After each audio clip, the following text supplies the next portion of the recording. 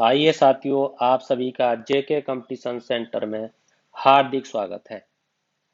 आज संविधान की सीरीज को आगे बढ़ाते हुए आपके लिए बहुत ही महत्वपूर्ण संविधान पर आधारित नागरिकता का चैप्टर लेकर आए हैं।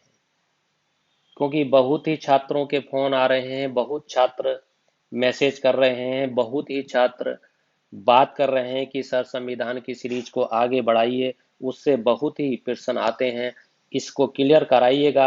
उनकी डिमांड को देखते हुए आज इस सीरीज को दोबारा से प्रारंभ करते हैं और महत्वपूर्ण टॉपिक पर जिक्र करते हैं। आइए साथियों, आज का ये टॉपिक है कि नागरिकता। नागरिकता अब नागरिकता के संदर्भ में हम सीखेंगे कि नागरिकता क्या है, नागरिकता क्या है, इसके बारे में सीखेंगे। और संवैधानिक उपबंध क्या है नागरिकता में, इसके बारे में सीखेंगे। संवैधानिक उपबंध क्या है, नागरिक और विदेशी में क्या अंतर है, इसके बारे में सीखेंगे। नागरिक और विदेशी व्यक्तियों में क्या अंतर है, इसके बारे में सीखेंगे। उसके बाद में आपसे इस बारे में सीखेंगे कि नागरिकता किस तरीके से प्राप्त की जाती है, ये सीखेंगे। नागरिकता किस तरीके से समाप्त की जाती है अर्थात त्यागी जाती है, इसके बारे में सीखेंगे। ये महत्वपूर्ण बिंदु हैं जो प्रत्येक कंपटीशन में बहुत ही प्रश्न इस पर आते हैं और छात्र बार बार इस प्रश्न को गलत करते हैं, नागरिकता पर आधारित प्रश्नों को गलत करते हैं। आज इसको संपूर्ण तरीके से इस तरीके से आपको समझाएंगे कि एक एक प्रश्न आप हर कंपटीशन में करके आएंगे। आइए साथियों, देखते हैं नागरिक क्या है, ये देखते हैं। शब्द के आधार पर देखा जाए तो शब्द के आधार पर नागरिक वह व्यक्ति है जो नगर में रहता है। इस आधार पर हम कह सकते हैं क्या गांव का व्यक्ति नागरिक है? नहीं, शब्द के आधार पर कहेंगे नहीं, क्योंकि वह ग्रामीण है अर्थात गांव में रहता है। व्यक्ति, जो व्यक्ति किसी विशेष राज्य या देश में लघु अवधि यानी छोटी सीमा में रहता हो या निवास करता हो, वह व्यक्ति नागरिक नहीं है।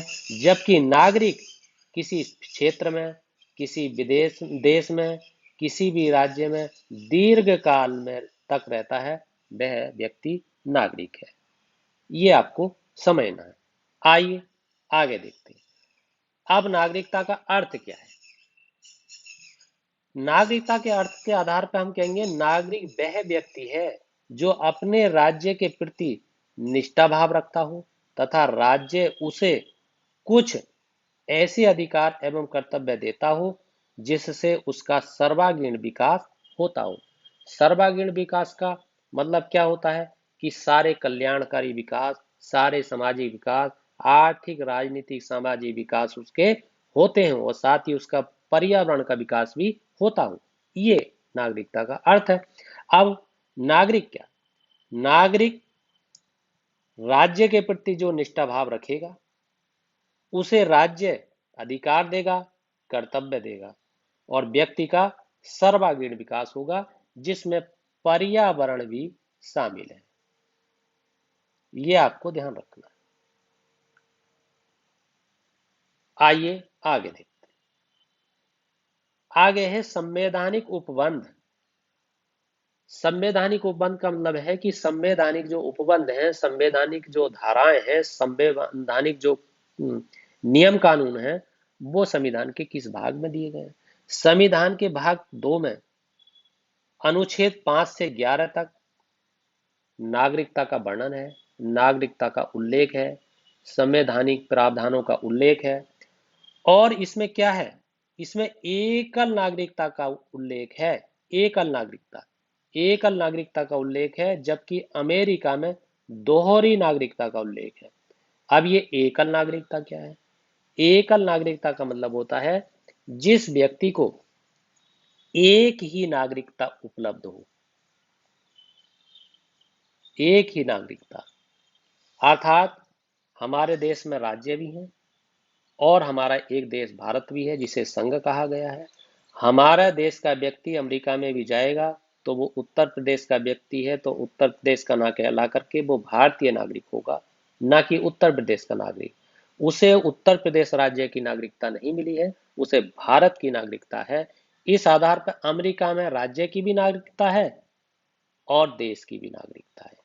ये आपको ध्यान रखना है। यहाँ पर छात्र बहुत ही कंफ्यूज होते हैं, इसलिए बहुत ही महत्वपूर्ण ढंग से इस बात को समझाया जा रहा है। अब अनुच्छेद 5 में क्या है? संविधान के प्रारंभ पर नागरिकता, जब से संविधान प्रारंभ हुआ है, जब से नागरिकता किस तरीके से उपलब्ध कराई जाएगी, कैसे उपलब्ध कराई जाएगी, इसके आधार पर दर्शाया गया है। अनुच्छेद 5 में 6 में पाकिस्तान से जो पाकिस्तान से भारत को जो व्यक्ति आए हैं उनको नागरिकता के क्या क्या अधिकार हैं इस बारे में दर्शाया गया है। और अनुच्छेद 7 में भारत से पाकिस्तान को जो व्यक्ति गए हैं उन व्यक्ति को नागरिकता के क्या क्या अधिकार हैं इसके बारे में उल्लेख किया गया है। अनुच्छेद 8 में भारत के बाहर रहने वाले व्यक्तियों को, जो व्यक्ति भारत के बाहर रहने वाले हैं उन व्यक्तियों के नागरिकता के अधिकार के बारे में उल्लेख किया गया है भारतीय संविधान के नागरिकता के 5 से 11 के बीच में।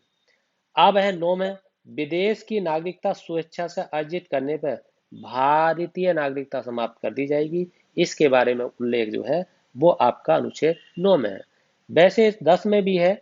10 में क्या उल्लेख है? 10 में बताया गया है कि नागरिकों के अधिकार कैसे बने रहेंगे, इसके बारे में अनुच्छेद 10 में है। अनुच्छेद 11 भी है क्योंकि 5 से 11 तक उल्लेख है।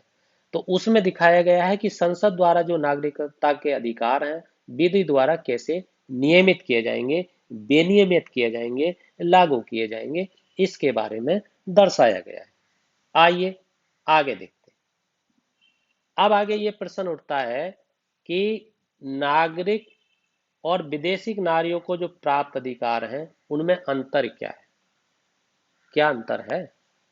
उनमें अंतर यह है कि भारतीय नागरिकों को जो प्राप्त मूल अधिकार हैं वो अनुच्छेद 15 में उल्लेखित है, अनुच्छेद 16 में उल्लेखित है, अनुच्छेद 19 में उल्लेखित है, अनुच्छेद 29 में उल्लेखित है, अनुच्छेद 30 में उल्लेखित है।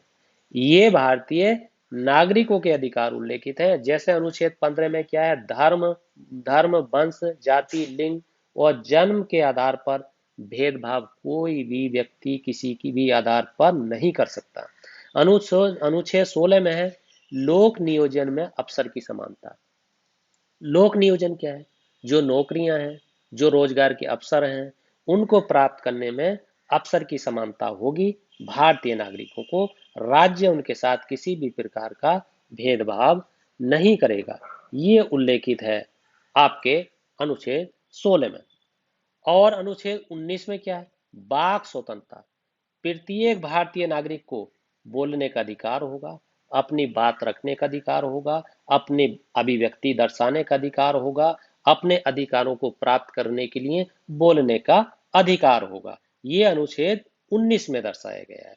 अनुच्छेद 29 में क्या है? अल्पसंख्यक वर्गों के जो हित होंगे उनके बारे में।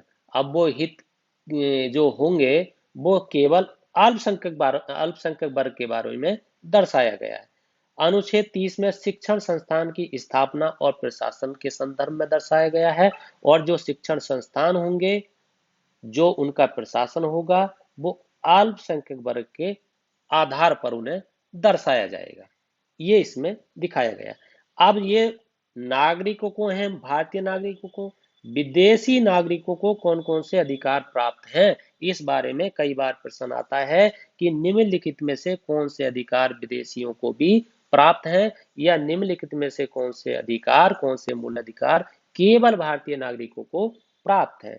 इस बारे में बहुत ही घुमा फेर के प्रश्न दिए जाते हैं और छात्र उनमें कंफ्यूज हो जाते हैं और 1-2 नंबर से उनका फाइनल सिलेक्शन रह जाता है। इसलिए इस चीज को बिल्कुल क्लियर करिएगा।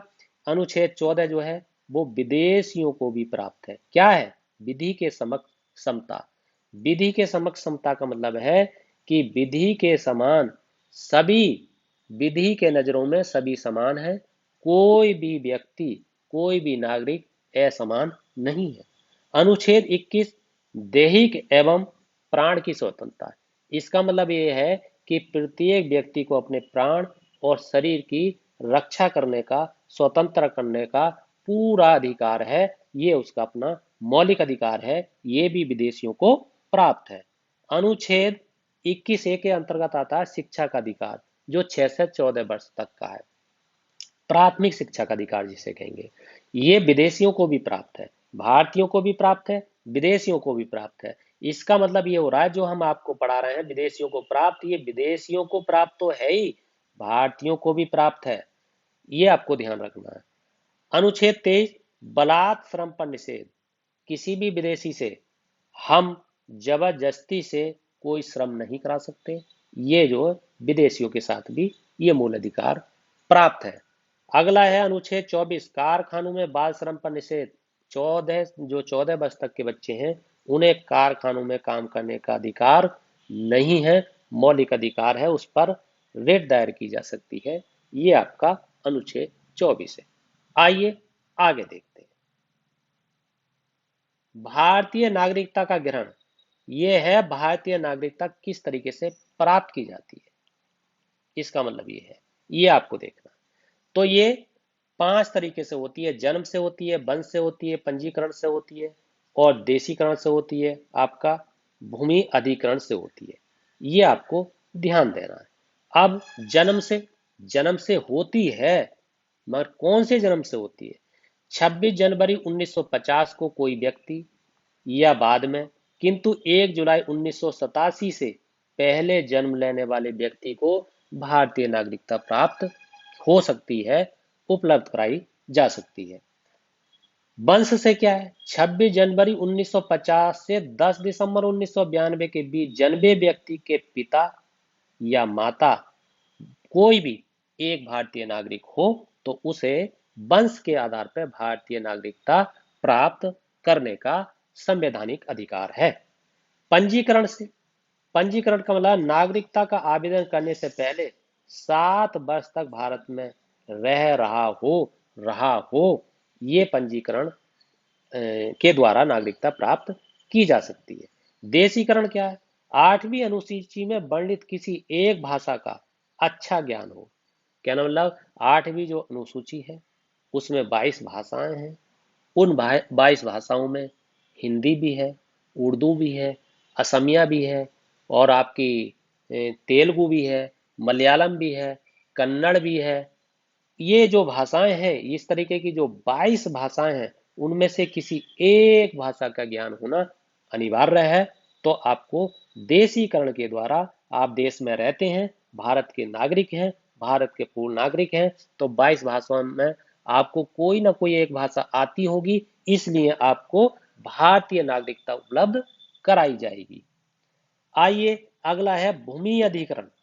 भूमि अधिग्रहण द्वारा या क्षेत्र द्वारा भारतीय क्षेत्र में सम्मिलित होने पर, इसका अभिप्राय है, इसका तात्पर्य है, इसका अर्थ यह है कि कोई भी व्यक्ति जो बाहर रहता है, यदि उसके भूमि को अपने क्षेत्र में शामिल कर लिया जाता है तो वो भारत का क्षेत्र हो जाता है। और भारत का जब क्षेत्र हो जाता है, ये क्षेत्र है और ये पूरा भारत में आ गया, तो ये भारतीय नागरिकता ऑटोमेटिक ही उसको प्राप्त हो जाएगी। ये आपको ध्यान रखना है।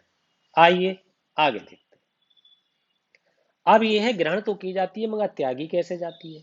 अब ये त्यागना का है। त्यागी भी जाती है, मगर त्यागी किस किस आधार पर जाती है, ये आपको ध्यान देना। लिखा है भारतीय नागरिक निर्धारित प्रारूप पर नागरिकता त्याग की अगर घोषणा कर दे, जो नागरिकता का प्रारूप है प्राप्त करने का, उसी प्रकार से एक प्रारूप है त्यागने का भी। यदि उस पर पूरी जानकारी देता है और घोषणा करता है कि मैं भारतीय नागरिकता से परित्याग करता हूं, त्याग करता हूं, समाप्त करने का संवैधानिक अधिकार मुझे है, तो उसकी नागरिकता को समाप्त कर दिया जाएगा।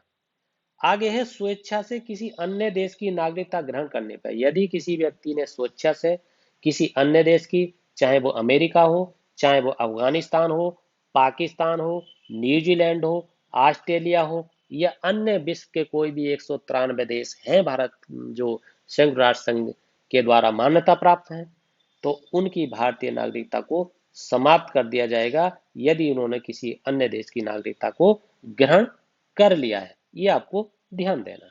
आगे है वास्तविक तथ्य छिपाए जाने पर। यदि किसी व्यक्ति ने भारतीय नागरिकता प्राप्त कर ली है और उसने वास्तविक तथ्य छुपा लिए हैं, उन तथ्यों में कोई चोरी की है, घोटाला किया है, गड़बड़ किया है, भ्रष्टाचार किया है, तो उसकी नागरिकता को त्याग दिया जाएगा, समाप्त कर दिया जाएगा। आगे है संविधान का अनादर एवं अनिष्टा करने पर। यदि किसी भारतीय नागरिक ने भारतीय संविधान जो डॉक्टर भीमराव अंबेडकर द्वारा लिखित है, रचित है, उसका अपमान किया है और उसका अनादर किया है और इस आधार पर वो ये दोष सिद्ध हो जाता है, तो उसकी भारतीय नागरिकता को समाप्त कर दिया जाएगा। आगे है शत्रु देश को गोपनीय सूचनाएं उपलब्ध कराने पर। यदि कोई भारतीय नागरिक किसी विदेशी को जो शत्रु देश है उसको अपनी सूचनाएं, जो गोपनीय सूचनाएं हैं, उनको देता है, प्रदान करता है, उस पर भ्रष्टाचार करता है, उस आधार पर उन्हें सारी जानकारियां उपलब्ध कराता है, तो उसकी नागरिकता को समाप्त कर दिया जाएगा। आगे है भारत के बाहर लगातार 7 वर्षों तक बाहर रहने पर। यदि कोई व्यक्ति लगातार 7 वर्षों तक बाहर रहता है और कोई भी जानकारी भारत को नहीं देता है, तो फिर उसकी नागरिकता समाप्त कर दी जाएगी। ये परित्याग का आपका मामला है।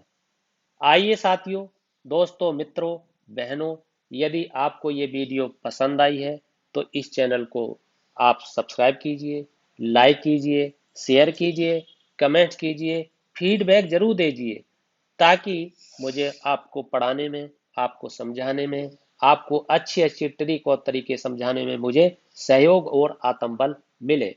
इसी के साथ आपका बहुत बहुत धन्यवाद।